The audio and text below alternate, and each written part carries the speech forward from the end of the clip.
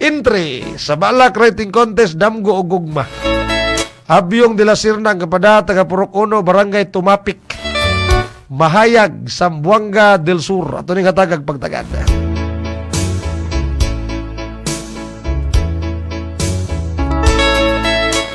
Damgo kanus apa ikaw mahimong tinuod aron sa kahapdos ug kapait sa akong kasing-kasing nga di na nako pagasakiton. Inday akong pinalangga sa taknas kabugnaw sa kagabion sa akong katulugo nagdamgo ako kanimo nga niya ikaw uban kanako. Niunlan ka sa akong bukton og diha nahanggab nako ang kahumot sa imong pagkabulang. Akong gitawag ang bituon og bulan nga mo'y naghatag og kahayag sa atong duha ka gugma. Og diha atong gitaga ang dugos sa katamis sa atong duha ka gugma. Pagmata na ko sa iyo sa kabuntagon, wa ko ikaw makita. Busa nilingkod ako og nagpatulo sa dagkong lusok sa akong luha. Diha mitindog ako og ning lakaw nga tos baybayon sa dagat, diha ning lingkod ako sa punuang kahoy. Nga patay akong gitan-aw mabagang lusay gibundak-bundakan sa dagkong balod. Hangtod na bungkag ug napusgay diha sa lapyahan sa baybayon. Og diha akong gitawag ang upat ka haligis kalibutan, lusay, balod, dagat ug hangin. Anang kasing-kasing sa babaeng tanan kaniya mabalhinon walay saad nga hingpit ug karon katam-i sa gugmang gihatag. Apan sa kalit sama kapait sa panyawan sa mga pagluim. Panugaling naa sa imong hunahuna ang pagbulag nako sa dayon. Himuang walay makapugong kanimo. Apan hibawis akong bahin dili ako gayon muuyon. Kaya lang kanako aduna ako'y maayong tinguha.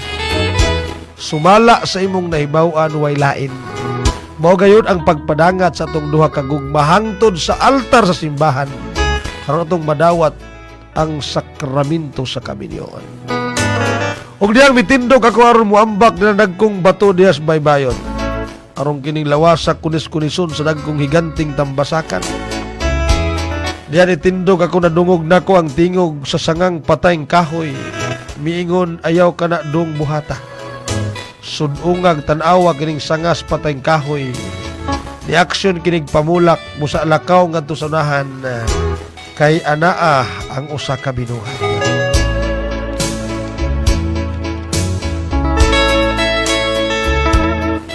Ug ning lingkod ako sa punuan sa dakong kahoy nga baliti.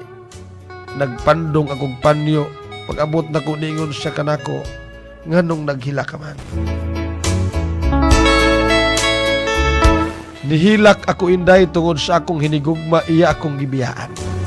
Lingkod ri kay akong pahiran ang mga dagkong lusok sa imong luha. Diyan ako nahanggab ang katamis siyang pagkabulang. Sudunga kining binuhat nagpahid sa imong mga luha. Ikaw kiniinday nga akong gigugma og diha nagakus kami tumang kalipay. Miingon siya nako dong asa man ta paingon. Ningon ako ngadto ta simbahan o madawat natong sakramento sa kaminyoon. Diha nang lakaw kami puno sa kalipay, nag-agbayay kami duwa og diha nahikap nako ang iyang lawas. Samtang karon nagsigit ag lakaw, unsap man imong bahin kanatong duha.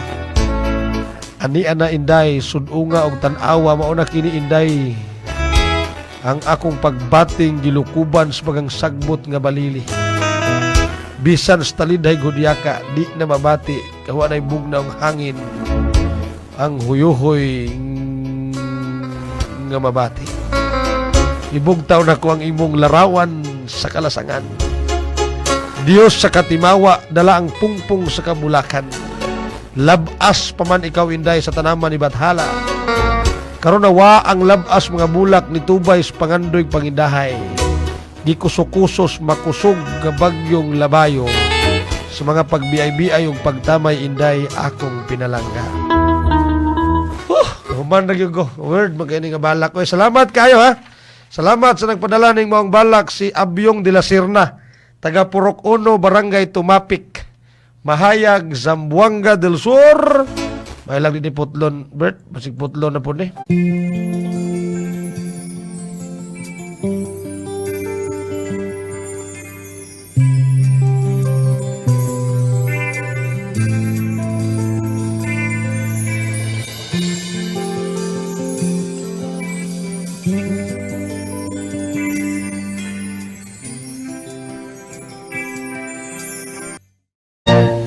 Kamot na ni ko pangita diri music nga Tagalog para di ko putlo ni Facebook, putol mong gyapon ko. Ano kayo oras ay? Adto na ko? Kuya Cardo Villaronte mo ingon, ang Dios atong alagaran, pinagis tinuray nga pagserbisyo siya mga katawhan. Basta Radio, Agong